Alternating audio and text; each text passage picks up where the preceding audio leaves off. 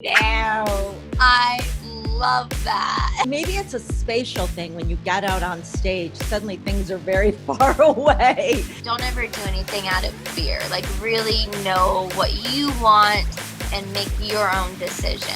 Why?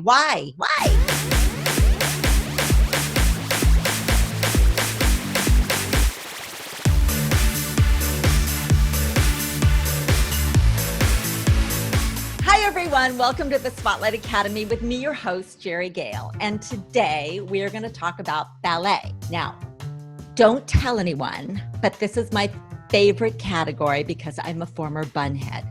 Mum's the word. I'm vibrating because I've been compiling questions throughout the year from dancers, and we have a guest today that I'm like so excited. There's so much to say. Tyler Peck is what I would consider a Renaissance or Renaissance ballerina. She started training at age 2 at her mom's studio in Bakersfield, California. She got really good, and she became a principal dancer with New York City Ballet in 2009. That's just like a fraction of the story. The roles that she's danced are iconic. This is, again, don't tell anybody that she's my favorite ballerina ever. Anyway, she's appeared on Broadway at the Kennedy Center Honors. She's an actress. She has her own dancewear line. She has received a Dance Magazine award. She was named 30 under 30 by Forbes magazine, and she's the recipient of a Princess Grace award. More important than all that, she is like one of the sweetest, most giving, warmest, generous people that I know, and proud and honored that she would be with us today. And I'm proud and honored also to call her my friend. So please join me in welcoming Tyler Peck. Hi, everyone. Thank you, Jerry, so much for having me. Oh my God, it's like, this is like a dream to have you be a part of this. And I've got so much stuff, and there's so many things that we want to get into and talk about. So I'm diving in now. The first thing, I think, just because it's like, it's right there, I want to know, how are you, and it's a big question, but how are you dealing with the pandemic? And and the loss of being on stage, the loss of dancing. How are you doing, and how are you coping with all this? Yeah, it's such a difficult time for so many of us. Everybody, just, even if they aren't performers, just kind of being isolated and not being able to be around friends is already challenging. And then if you're in the performing arts, and to not be able to have that outlet to kind of escape and dance, it sucks. That's the bottom line. It feels like a part of me is missing. I have just tried my hardest to use this time in a positive way. I've really found things that I really love to do that I don't normally have time for, like teaching and opening up my Instagram class to let everybody dance with me. That's not normal, because normally all these dancers don't have that accessibility. And while I have a platform that I can reach so many dancers, I thought, why not now, while I have this time? Because normally at New York City Ballet, my schedule is so crazy, I don't really have time for anything else. So I'm really, really sad about not being able to be on stage, but I have found some beauty, I think, in the darkness. And I have really enjoyed being with my family because I moved away so young. So I feel like God, you're back with mom. I'm back. No, not only mom, dad, my grandma, and my sister. So I thought is your grandmother living apart, or is she with you guys? Here, when I very first came home, she has like her own place, but we wanted to kind of get her out of there and be with us. We just wanted to make sure that all of us were healthy. So she has like a little attached on house my parents built here for her. So yeah, it's all of us. It's a lot. Thank God we're such a close family. But nobody is meant to be with anyone 24 hours, no matter if you love them so much or not. So it's been great, but also challenging. Like, I can't pretend that it hasn't been. Do you feel like you're keeping in shape? Are you going to your mom's studio? Like, how are you keeping in shape? Yeah, that's one main reason why I booked it to California, just because of the space. My mother has a dance studio, so I felt like, look, if there's a place for me to dance, it's there. It's not going to be in New York in my apartment. The Instagram class, I think, has kept me in shape the best, because it held me accountable, because I had to wake up and know there are a lot of people counting on me. I couldn't just say, oh, I think I'll skip class today. So as much as I felt like they were getting things out of me, it was really holding me and keeping me in shape. So it's the best thing. And then, yes, I would go to my mom's dance studio, and I'm also doing all these new projects. So I've been rehearsing. So in a way, I feel like I've kept in pretty good shape. We're going to talk about all those awesome projects that you're doing. I can't wait to get into that. One thing I'm really curious about, because my favorite story about you is that the first time I met you was you were at Westside, and there's a big garage door there. And I just kind of just came in and started watching, and you were working with some kids, and I didn't know who you were. I just saw this teacher, this person, and it was contemporary dance, and you were working with them. And I was thinking to myself, oh, this is a really good contemporary teacher. Wow, she's really great. She's doing jazz and contemporary. It's like, I got to remember her for Spotlight. Then somebody told me, no, that's not that's Tyler Peck. And I was like, no. Oh my God. Can we talk about the cute videos that you post of you doing all the dance competitions? I had no idea. So my question is, your path is so different. For most of us, for myself, it was like ballet or bust. I started out as a ballet dancer. That was it. But for you, it's been this really interesting route. And I would love to talk about that. How did you get from point A to point B? I was a total competition kid till probably 11. I loved it. Ballet was my absolute least favorite. I was always trying to get out of... It was your least favorite? Oh, yeah. I was trying to always get out of ballet class because my mom was my ballet teacher, and I'd be like, Mom, I think I feel sick today. I don't think I could take ballet. And then she would say, okay, well then you'll be sick for the full day. You won't be able to take your jazz. And I would be like, I'm feeling much better now. She was like, okay. And you know why? Because I think when you're younger, ballet takes the most discipline. It's the most challenging. In a way, it's not as fun. You're not dancing to popular music that you can relate to a little bit better. Or that's how it was for me. I thought, classical music like this is boring.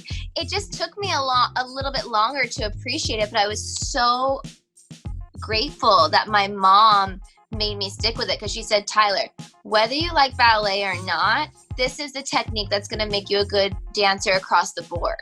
So you have to stick with it. And I'm so grateful, because I would never be able to be in the New York City Ballet had she not made me really train hard in ballet. But it wasn't until I went to SAB. So I flew to New York when I was 11 to be in the Music Man on Broadway. And while I was there was the first time I went to SAB.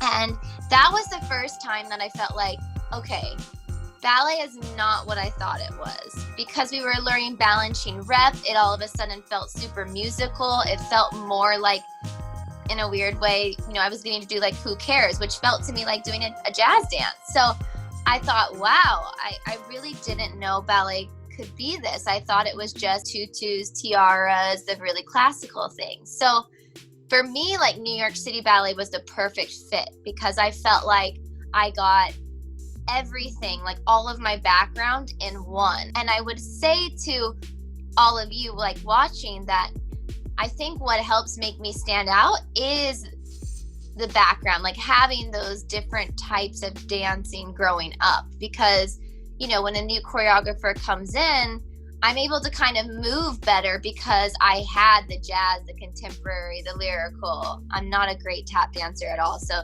can't pretend about that one. But I wouldn't have changed my upbringing and my training for anything. I think well-rounded is definitely the best way to go. It just gives you more opportunities. Do you have any rituals to help you calm down before you go on stage? Well, the one thing I do is always bang my shoes. You know this from ballet. I love that. You're Tyler. Before I go on stage, I always stand in the wing. I always say the same little prayer. I don't know why I do it, but it's just always been a really calming thing. And I really just ask to get through the performance healthy and safely first and foremost, and then to just go out there and have fun. That's kind of my little motto that I say to myself. And normally if I'm with a partner, which I've learned, I'm starting to kind of bring partners up, right? And before I was always like the really young one that was kind of being brought up. So whenever I can tell if they're nervous or not, I always turn to them and I say, look, it's just like rehearsal. It's just another rehearsal. Like, we're just going to go out there and pretend like it's just me and you, you know? And for some reason that I think helps a little bit, because the minute you think, oh my gosh, there's, 2,500 people watching, you kind of close up. And I think what I've learned and what was really hard, but the older I've gotten, it's, there really isn't perfection. I think it's amazing for us to always strive for it. But at the end of the day, nobody wants to even see something perfect. They want to be transported while you're dancing. And I feel like it took me a really long time to realize that instead of making sure that every little finger was in the right place, I used to mess up a step that the audience wouldn't even see. Literally, nobody would even know. And then I would be so upset at myself for like the next 2 weeks. And I finally gotten past that. And now, I don't know, if I do something, I can still find a way to think that was still a great performance. And it's not being okay with mistakes. Like, trust me, I'm very, very hard on myself. But I can just feel more like I'm in a live performance now than I did when I was 18. That actually brings me to a question about preparing for a role. And I was going to say particularly a role that has a story connected to it, but let's talk about first preparing for a role with a story that's like a Swan Lake or Sleeping Beauty, something like that. Because so many dancers are preparing for competitions, they're preparing for a program like Spotlight where they're doing an individual out of context solo, but it's still part of a story. How do you prepare for that? What kind of preparation do you do when there is an actual story attached? I have always been the kind of person to do like a lot of research. So I love to see previous ballerinas who danced the role. I like to know what the original looked like, and not to compare myself to them, but just to see different options. Heather Watts, who I'm really close with, she's kind of been a mentor to me. She always says like there's so many ways to get to heaven, meaning the way to dance a role, there's so many options. So when you're watching videos, those are just like, it's a bunch of knowledge that you can have to then like kind of pull out of your bag of tricks. That's always one thing that I've really, really done, and I really love doing that kind of research, but also just really figuring out how to tell the story through the steps. So not just the parts like the Giselle Mad scene or something like that that has the story, but to make sure that even the way you do a certain step in the first inches of Aurora, am I doing it with that excitement that you would feel when you're 16 years old? Making sure that I'm not as grand as I would when I get a little bit older in Act 3. Or I guess, just finding like the arc of the character is what I like to do. The more you do the role, the more you get to know it. And something like Swan Lake, the more experiences you have in your life and going through injuries and everything, like, wow, you're really able to bring that into those roles. And this time around, when I came back from my injury and I was able to dance Swan Lake, I felt like I was able to relate so much more to Odette's like vulnerability and honestly her sadness, because I feel like I really understood what like those emotions were. And sometimes it takes a little bit of time to get there, but that's kind of how I like to do it. And if it's a role that is more abstract, or if it's a balancing, a black and white or something that doesn't have a real story, do you create something for you, or is it connection with the music, or how do you approach that?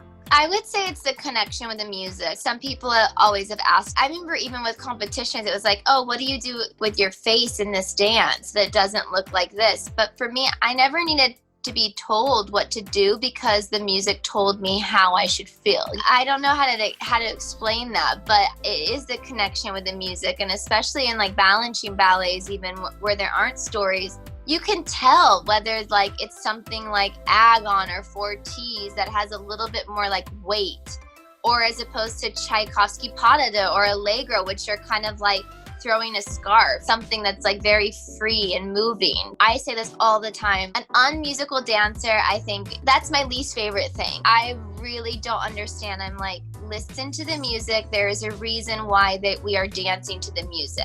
So for me, I would tell anybody who's watching this, really learn your music, whether it's a solo, like you were saying for Spotlight, but really know the ins and outs, because that will inform the way you dance the piece, as opposed to dancing like you have headphones on and nobody can. It's like two different things, watching two different things. That's perfectly put. I want to go back to something that's really important that you kind of were talking about, which is this whole idea of injuries. And because every dancer has injuries. And I think it's this dreaded thing that happens, that we go to very, very dark places. And I think we have to learn to take them in stride. So some are obviously worse than others, clearly. What you went through was huge. And because so many young dancers are dealing with injuries, you've been through injuries, but this, the one that happened to you recently was very big and challenging. And how did you keep yourself and your spirit uplifted, and how did you keep yourself motivated and strong to come back? Being honest, it was the worst day of my life when I was told I may never dance again. If I was walking on the street, my injury was so bad that if somebody were to push me, like I might be paralyzed. I was just told crazy things. And like you said, you do go to those dark places. I will tell you, I did come back from one injury. It was not nearly as serious. I mean, at the time it felt serious, but now in relation to what I just went through, it wasn't. But I remember coming out on the outside, like the other side of it, and becoming a much different and better dancer. So I do feel like there's always a light. It's just hard to see it while you're in it. For me, this time around, it was because inside I knew that it was really serious, because the amount of pain I was in and the tingling in my fingers. Like I could tell it was a serious injury. But at the same time, I didn't believe what I was being told. Like I was like, I know what you're saying, but something in my body and my intuition was just like, this is not right. And I was told I needed to get surgery right away. And I just kept thinking, this just doesn't feel right. That's one thing I would say with injuries. I think that, doctors and professionals clearly know more than you do. And I think that you should really listen. But also you have to listen to yourself, because nobody knows your body more than you. And so if somebody's telling you something and it doesn't feel right, don't do something out of fear, because I was going to get surgery out of fear. But it wasn't because I felt like, okay, I know this is what I need, because that I just didn't feel that way. And granted, I was surrounded by an amazing team, like a supportive team. My physical therapist was right by my side, and she was really not advocating for surgery. She was like, look, I'd rather you take 2 years off and then get it if you have to. And then I just did a lot of natural things, which nobody ever talks about. Nobody ever talks about finding an energy healer or doing any of those things first. 5 doctors told me I would never get better, and one finally did, and I did. And I did it through my body healing itself, which I know it isn't going to be the case for every single injury. But don't ever do anything out of fear. Like really know what you want and make your own decision. And to do research and to talk to more than one person. I mean, you clearly talk to a lot of people, but you also listen to your own intuition, you listen to your body, and you did a lot of research. So yes, I would say don't take the first answer for sure. Like make sure you get a few opinions until you find and I even found the 6th doctor that said to me, I'm not telling you that this is going to be okay and that you're going to get better, but I am telling you that I want you to wait 4 more months because I see improvement. And it was finally when I met him that I thought, okay, if I need to get surgery, I would feel good doing it with him. But it took me 6 doctors to find that one. I love that you have your own dance line. I love that you're into so many different things and you're interested in so many different things. And I'm curious, like where did the dance line come from? Like why? I think it came from the fact that that's what I was in all day. I literally wear my street clothes for like 10 minutes a day, which is like walking to the theater and then like walking home. And so I thought, okay, if I'm going to be in a leotard and tights, like I want to be in ones that I think are fashionable and ones that I hate so much when you're constantly having to pull like the bottom down. And I thought, I just want to make a good leotard that does not rise up. Can we just figure that out? So I started just off as a spokeswoman for Bodywrappers. And then finally I thought, I think we can make the leotards a little more hip and a little bit more now, because I was much younger than the people that were running it. And so I said, I've never designed before, but maybe I should just try like 3. And if they go well, maybe we could continue. And if they don't, that's fine too. And then they were like really big hits. And so I just kind of kept going. I love fashion. I love dressing up. And I get a lot of my inspiration from like, honestly, gala dresses that I've seen. And then I feel like, oh, okay, I can see different straps and different back lines. And can we make that a leotard? And so that's kind of how it came about. And I had no idea if I would be good or not at it, but I thought might as well try. I love it. Okay, so let's do a plug for it. It's Bodywrappers. Yeah, Tyler Peck Designs. I love it. So, Miss Peck, what else do you want to do? Like, what are your dreams for like the next 5-10 years? Like, what do you see yourself doing? Gosh, there's so many things. I've always been like this, like you said. I always want to have a lot of different options because, as you know, dancers' career is so short. And so I've always wanted to kind of set myself up from the beginning so that I would have a lot of different kind of paths.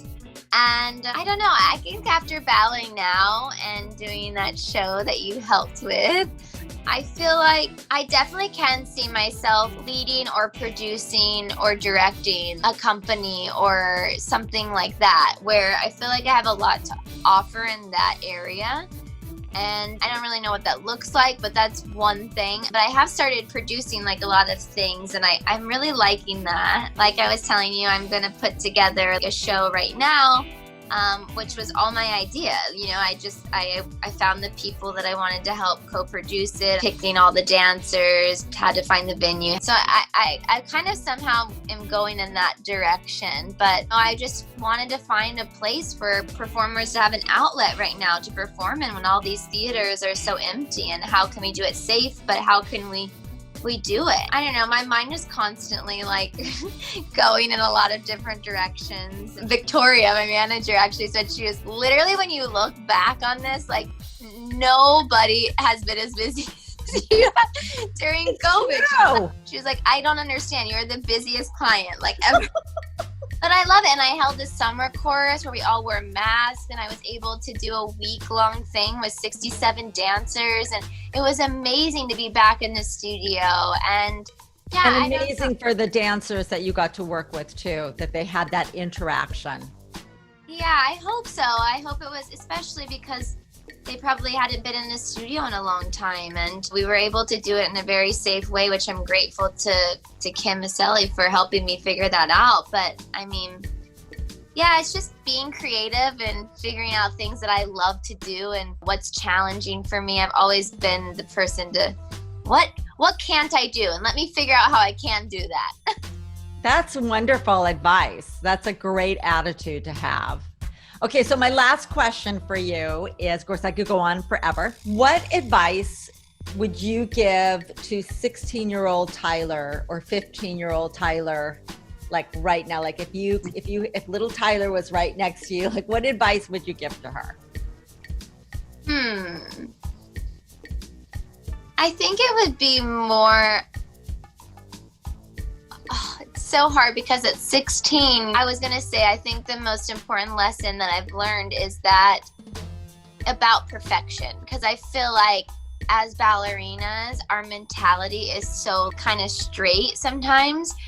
It's almost like you need to think back to when you were like 11 years old and that freedom and that love that you had, like you're saying in those videos you've seen me put up. Yes, you're thinking about the technique, but at that moment you're thinking about like your love for dance. And I feel like it kind of goes in like a little wave where like you have it, then you say when I got in the company, it was like, okay, I need to become this perfect ballerina, whatever that means. But my technique has to be, I always have to be like this. And then I kind of grew out of that phase and I have this strong technique, but I've kind of found more of the artistry again.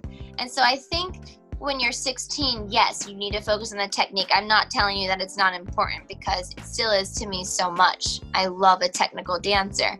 But I think it's just always important to remind yourself that that's the beauty of live performance, that you want to move somebody, and you are not going to move them with, oh, I did the perfect triple pirouette and my passe was a little bit lower, and then get upset for 2 weeks about your passe being down, which, not to say passe should be high, but I'm just saying it's not the most important thing when you're performing. Yes, it's important when you're training and when you're rehearsing, but performance is about that love and that desire and drive to dance and move people, I think. That is perfectly said, and in total alignment with the kinds of things that we talk about all the time. Tyler, I love you. I love you too so much, Sherry. It's like so fun for me just to talk to you. I know. Thank you so much for being with us and giving so much of yourself. I know that the students the dancers, the parents, the teachers who are watching this are going to get so much out of it. And we've all learned so much from you. And I'm so grateful to you. So I'm giving you a big, big hug. Me too. Air hugs. We're giving big air hugs to everybody out there. And thank you all so much for watching us. And again, thank you to my guest, Tyler Peck. And we'll see you all soon. We're making content all the time to help you create great art. So please like and subscribe to our YouTube channel, and visit us at the Music Center Offstage at our website, musiccenter.org. Also, wait. Tell us which arts training topics interest you the most so that we can give you more of that. We want you to be happy. And let us know in the comments below, and you may see your suggestions in a future video. Until next time.